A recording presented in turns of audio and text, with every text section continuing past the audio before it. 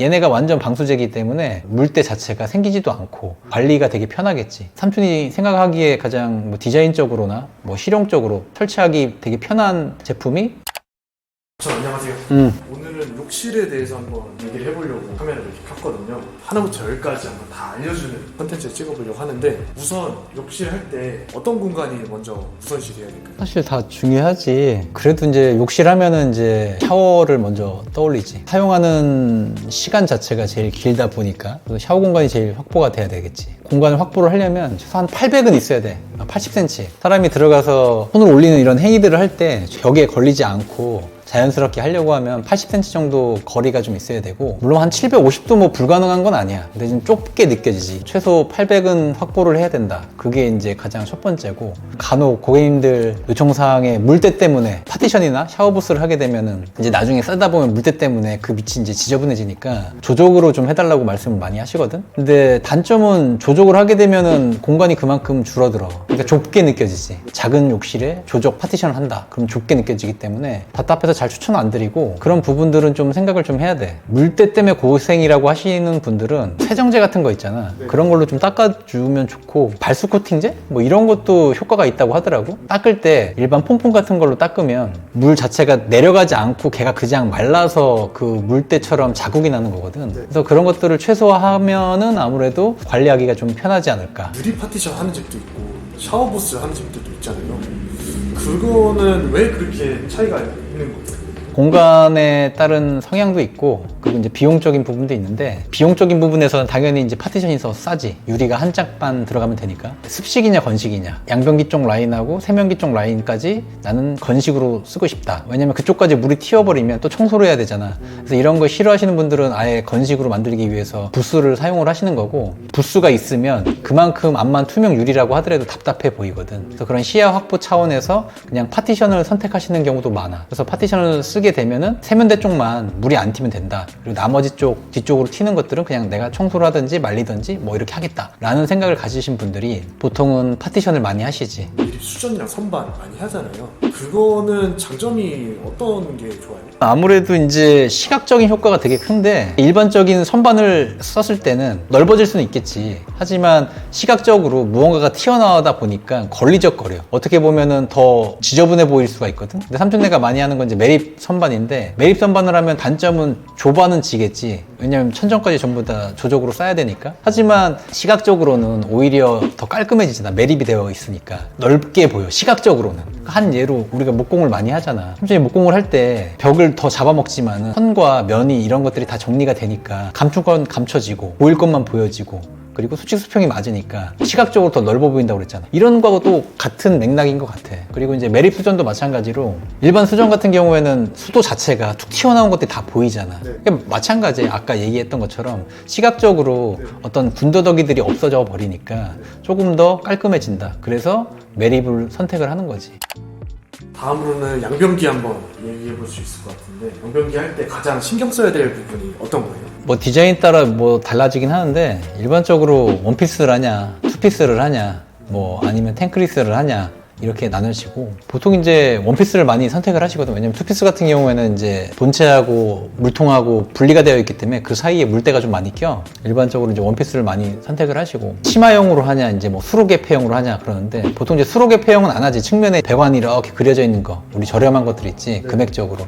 근데 그런 것들은 이제 그 사이에 때가 잘 끼거든. 뭐 치마용이라고 그 사이가 완전 막힌 건 아니거든. 배관이 이렇게 있는데 그걸 가려준 것 뿐인 거야, 치마용으로. 뒤쪽을 보면은 뚫려 있어. 그쪽에 물때가 낀 거를 우리가 못 보는 것 뿐이지, 눈에 보이면, 지저분한 게 보이면 닦을 수가 있잖아. 그래서 이제 치마용의 장단점이긴 해. 삼촌도 사실은 만약에 설치를 한다고 하면 치마용을 쓰긴 할 것 같은데, 찝찝한 게 좀 그렇다 그러면은 수로개 폐용을 써가지고 보이는데 다 닦아가지고 청소하는 게 사실은 맞지. 양변기를 넣을 때 이제 뒤쪽 젠다일을 일자로 쌀 건지 아니면 젠다일 팔 건지 이 고민을 되게 많이 하거든. 디자인상으로는 뒤쪽 젠다이가 쭉 가는 게 맞아. 그래야지 또 깔끔하고 시공도 더 좋거든. 근데 그렇게 돼버리면 이제 양변기 배관이 기존 벽에서 최소 300은 떨어져야지만 양변기를 넣을 수가 있어. 얘를 만약에 젠다이를 싸고 싶을 때 변기를 앞으로 내민다라는 거지. 문제는 기존에 탱크가 있는 방식들은 변기가 앞으로 왔을 때 문에 걸려. 물론 안 걸리는 데도 있지만 대부분이 걸린단 말이야. 그래서 탱크리스, 그러니까 물통 자체가 없는 제품을 많이 쓴다라는 거지. 시공하다가 고객한테 설명해가지고 이거 배관 때문에 뭐 안 되는 거 있어서 뭐 제품을 바꿔야 된다던가 뭐 그런 경우도. 그렇죠. 직수형 양변기는 이제 무조건 수압이 있어야 되거든. 기존 수압 자체가 2.5에서 3.5 그 수압이 나와야 되는데 수압이 사실은 일반인들이 좀 체크하기 쉽지는 않아. 그 측정하는 기구가 하나 있거든. 그 수압 측정기를 가지고 수압 측정을 하면 되는데 그게 가장 정확한데 이게 간이적으로 1.5리터 페트병에다가 물을 받는 속도가 5초였나 6초였나 그 정도 안에 1.5리터가 가득 차면은 어느 정도 수압이 나온다. 이렇게 그냥 대략 볼 수가 있어. 이게 뭐 정확한 건 아니야. 집에 수압이 센지 안 센지 탱크리스 직수형 양변기를 설치가 되는지 안 되는지 이걸 확인하기 위해서는 그렇게도 또 우리가 할 수 있다라는 거죠. 정확한 건 아니니까 이제 전문가를 불러서 그런 거 체크한 다음에 직수형 양변기를 골라야 되겠지. 그 다음으로 얘기해 볼 수 있는 건 어떤 게 있어요? 뭐 이제 세면대지. 그 세면대는 이제 카운터 세면대하고 일반 벽걸이 세면대 뭐 이렇게 보통 나뉘어지는데 이제 카운터 세면대에서는 이제 파생되는 것들이 타일 세면대 그리고 이제 언더볼 그리고 탑볼 뭐 이런 식으로 해가지고 세면대를 만들고 그리고 그렇지 않으면 이제 우리가 흔히 쓰는 그런 반다리 세면대 아니면 뭐 이제 스탠드형 세면대 이런 것들도 많이 하지. 그럼 그 평수에 따라서 세면대도 좀 나뉠 것 같은데 그 좁은 평수일 때는 어떤 세면대를 쓰는 게 좀 좋을까요? 20평대 아파트라든지 간혹 구축 같은 경우에는 욕실 공간이 2100도 안 나오는 경우가 간혹 있거든. 욕조하고 세면대가 거의 겹쳐서 이렇게 되어 있던 그런 부분들이 있어. 이제 그런 경우가 이제 철거를 하더라도 세면대하고 욕조하고 부딪히는 경우가 되게 많단 말이야. 일반 세면대를 쓰는 게 아니라 좀 슬림형 세면대를 쓰면 돼. 그러니까 담수 능력은 똑같은데 일반 세면대가 보통 한 뭐 500에서 550, 뭐 큰 건 600 정도까지가 되거든. 측면에 날개라고 해가지고 옆으로 나와 있는 이 툭 튀어나와 있는 날개라는 게 있거든. 이 부분이 이제 한 5cm 정도 잡아먹는 거야. 그래서 얘를 빼고 그냥 슬림하게 되어 있는 그런 제품들이 있어. 이런 제품을 쓰면은 아무래도 이제 활용도가 있고 단점은 얘는 이제 좌우로 움직일 수 있는 폭이 되게 작아. 이 수도 설비가 만약에 옮겨야 된다 그러면 이거를 좀 정확하게 측정을 한 다음에 수도 배관을 조금 더 옆으로 옮겨서 이 세면대가 욕조나 양변기 사이에 걸리지 않게 잘 배분을 해야지 된다. 그게 좀 하나의 팁이지. 큰 레이아웃이 없이 그냥 일반적인 곳에서는 그냥 벽걸이형이 맞는 거고 뭐 레이아웃을 바꿔서 벽에서 벽까지 카운터 세면대를 넣을 수 있다. 그러면 이제 타일 세면대 또는 아니면 이제 언더카운터나 탑볼 세면대 이런 걸 쓰는데 그 탑볼보다는 언더카운터 세면대가 좀 관리 측면에서 좀 더 편해. 왜냐면 탑볼은 처음엔 예쁠 수는 있는데 탑볼 사이에 그 밑으로 다 물때가 낄 수도 있고 청소가 되게 용이하지가 않거든. 그래서 언더카운터를 그래서 많이 추천드리고 서두에서 얘기했던 것처럼 무언가가 툭 튀어나온 것보다는 매립되어 있는 게 더 훨씬 더 깔끔하거든. 그런 측면에서 시각적으로도 아무래도 언더카운터가 더 장점이 많다.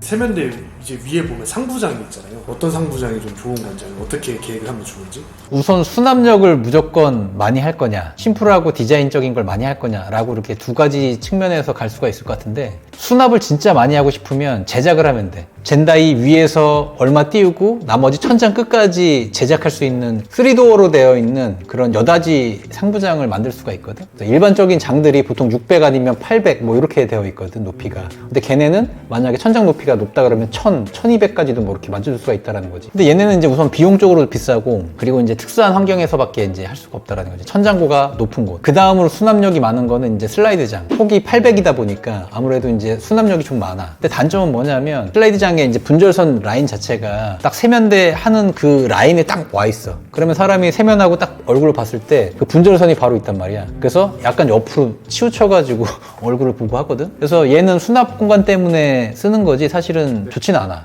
그래서 여기서 이제 좀 파생된 게 이제 뭐 매직 슬라이딩 도어라고 해가지고 슬라이딩이 이렇게 겹치는 게 아니라 바로 1대1로 만나는 부분이 있어. 수납력은 좋지만 단점이 뭐냐면 밑에 어떤 댐핑하고 레일들이 다 있기 때문에 우리가 많이 하는 이제 간접이라든지 아니면 콘센트 같은 것들을 이 밑에다가 설치하기가 되게 좋지가 않아. 그래서 항상 장 속에다 넣어야 되고 장 속에 넣으면 문제가 뭐냐면 콘센트를 쓰려고 할 때 항상 문을 열어야 되고 뭐 칫솔 살균기라든지 전동 칫솔 같은 거는 바로 꽂아야 되는데 꽂을 수가 없잖아. 양변기용 비대용이 하나 있고 그리고 장 밑에다가 콘센트를 하나 만들어서 노출되는 기계들을 바로 꽂을 수 있는 콘센트가 하나 있으면 좋다라는 거지. 삼촌이 생각하기에 가장 뭐 디자인적으로나 뭐 실용적으로 설치하기 되게 편한 제품이 플랩 여닫이장 1000 정도 되거든. 1000에서 뭐 900 정도? 네. 그러다 보니까 이제 분절선이 이쪽 끝에서만 생기니까 사람이 봤을 때 훨씬 더 시각적으로 넓은 거울면이 나오니까 깔끔해 보인다라는 거야. 이제 간접 넣기도 편하고 센서 넣기도 편하고 콘센트 넣기도 편하고 삼촌은 요 제품을 좀 추천해.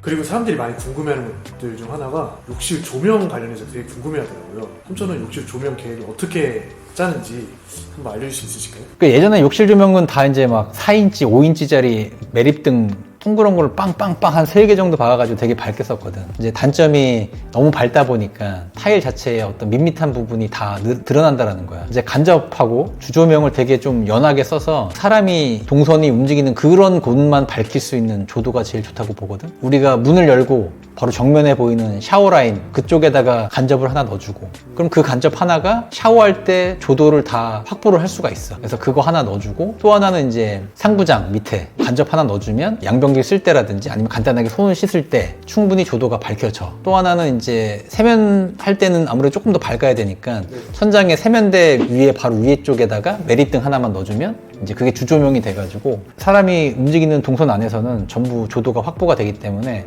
크게 어둡지가 않다. 오히려 이제 음영이 생기기 때문에 저렴한 타일을 써도 좀 호텔 같은 분위기를 좀 낼 수 있는 그런 가성비적인 아이템이지 않을까라고 생각이 드네. 그 욕실 관리 측면에서도 한번 얘기해 볼 수 있을 것 같은 게, 곰팡이가 너무 많이 쓴다고 걱정하시는 분들이 많더라고요. 조금이나마 그 곰팡이를 좀 방지할 수 있는 방법이 어떤 게 있을까 한번 알려줄 수 있으실까요? 욕실은 어쨌거나 물을 쓰는 곳이기 때문에 다른 곳보다 습도가 상당히 높겠지. 관리보다는 어떻게 그 이후에 행동들을 하냐가 첫 번째 문제일 것 같아. 그래서 좀 꼼꼼하신 분들은 샤워하고 스퀴지로 물기를 다 이렇게 좀 닦아내시는 경우가 되게 많고, 더 꼼꼼하신 분들은 그냥 마른 걸레로 한번 싹 바닥이라도 코너 부위라도 한번 이렇게 닦아서 큰 물기들을 다 제거하시는 분들도 계시더라고. 그렇게 하면 아무래도 조금 더 좋고, 환풍기라든지 아니면 제습기가 달려있는 그런 휴젠트 같은 것들 활용할 수가 있을 것 같기도 하고, 줄눈 자체가 사실 방수제긴 하지만은 이 사이에 물때가 낄 수가 있거든. 그래서 이제 줄눈 사이에 그런 물때들이 곰팡이들이 쓰는 거야, 청소를 안 하게 되면. 에폭시 줄눈이라든지 아니면 뭐 케라폭시 뭐 이런 것들로 바꾸는 경우가 있거든. 얘네가 완전 방수제이기 때문에 그런 걸로 바꿔놓으면 아무래도 물때 자체가 생기지도 않고 관리가 되게 편하겠지. 물론 이제 이거는 금액적인 부분하고